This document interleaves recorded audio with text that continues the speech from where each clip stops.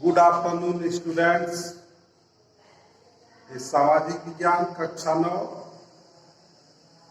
इसके अंतर्गत जो है हम लोग अर्थशास्त्र जो चौथा भाग है उसको पढ़ रहे हैं और उसमें भी पहला पाठ एक पालमपुर गांव की कहानी।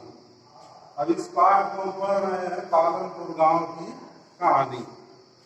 देखिए, अब इसके पहले वाले वीडियो में आप लोगों को पढ़ाया गया कि पालमपुर में खेती पढ़ाया जा रहा है।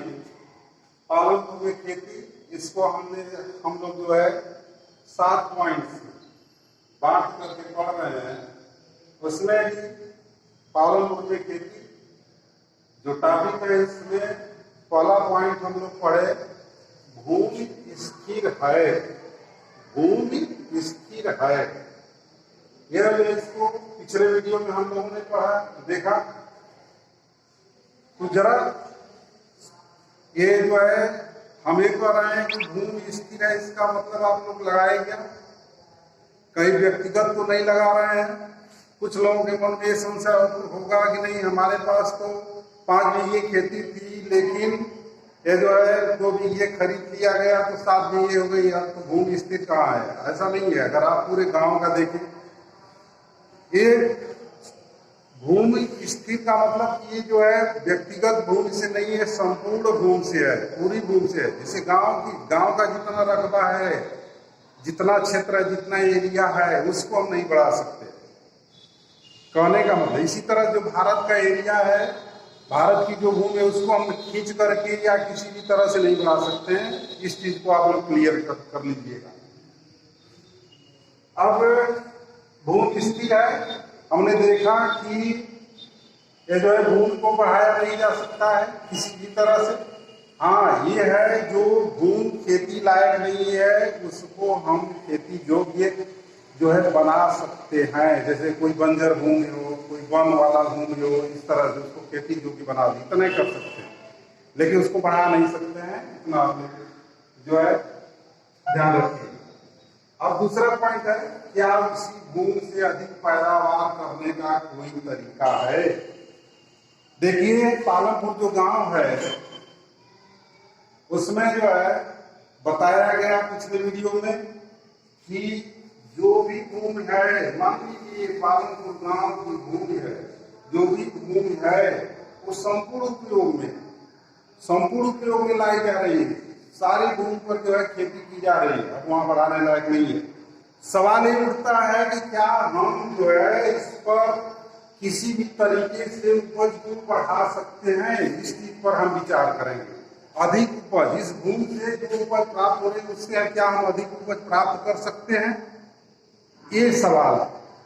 तो चलिए देखते हैं जरा पालमपुर के बारे में, पालमपुर के बारे में, कि वहां की भूमि के बारे में।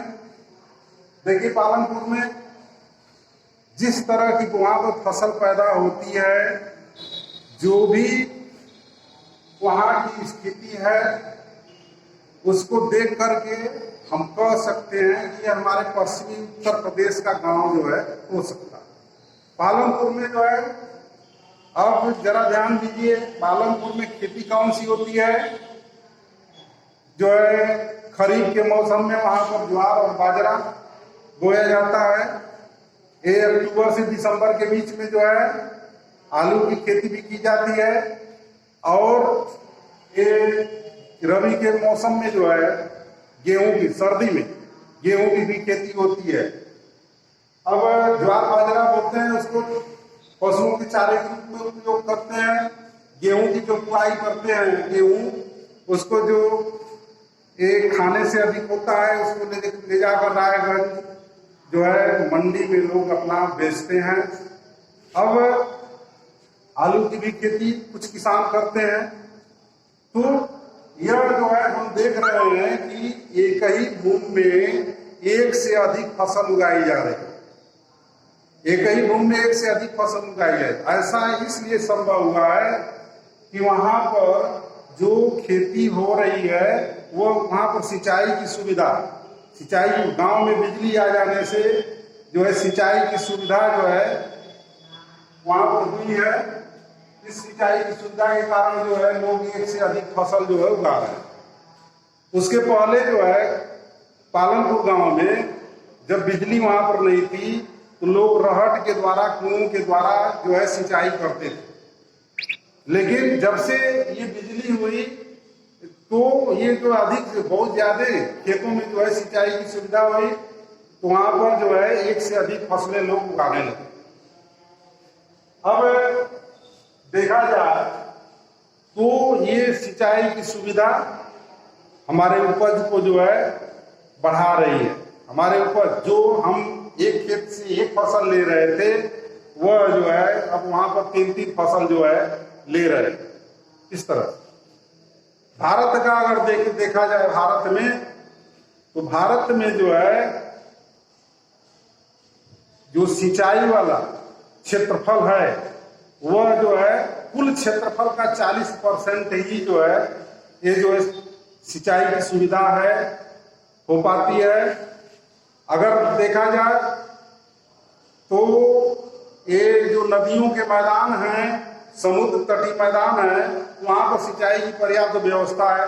लेकिन जो पठारी क्षेत्र है इस पठारी क्षेत्र में ये सिंचाई की पर्याप्त व्यवस्था नहीं है क्योंकि वहां की भूमि ऊंची नीची है, वहां पर जो है नलकूप वगैरह नहीं लगाए जा सकते हैं। तो इस तरह से अगर देखा जाए तो 40% भारत में कुल कृषि क्षेत्र का 40% भाग ही जो है सिंचाई हो पाती है और 60% लगभग जो है वर्षा पर निर्भर है।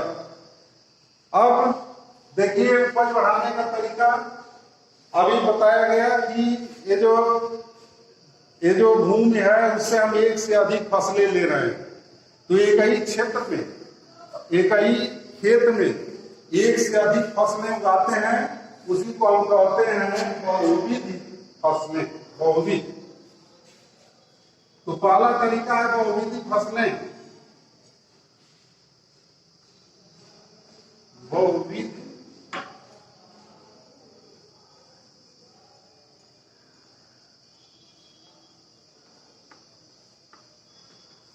बहुविध फसलें। अब जरा ध्यान दीजिए आप लोग, ये जो उपज बढ़ाने का पहला तरीका हमारा निकल करके आया है बहुविध फसलें। खेत में एक से अधिक फसलें अगर हम उगाते हैं किसी एक भूमि में, इसको समझ लीजिए। परीक्षा में भी कुछ देता है कि नहीं बहुविध फसल क्या है, तो किसी भी भूमि पर एक से अधिक जो है फसल उगाने की प्रक्रिया को बहुविध फसलें कहा जाता है। ये ध्यान दीजिए, मतलब नाम से भी स्पष्ट है। इसको जो है आप लोग ध्यान रखिएगा, कोई खेत है उस पर एक से अधिक फसल अगर हम उगाते हैं तो जो है उसको बहुविध फसल कहते हैं। अभी आप लोगों ने पालनपुर में देखा कि ज्वार बाजरा की फसल उगाई जा रही है, उसके बाद आलू की फसल उगाई जा रही है, उसके बाद जो है गेहूं की फसल। 3 फसलें, कम से कम 2 फसल तो पालनपुर के लोग उगा ही रहे हैं। बहुत सारे किसान जो है 3 फसल भी उगा रहे हैं। तो ये जो है इस तरह से हम उत्पादन को बढ़ा सकते हैं एक से अधिक फसल उगा करके। और दूसरा जो है हम जानेंगे, दूसरा जो तरीका है उसको हम अगले वीडियो में देखेंगे। धन्यवाद।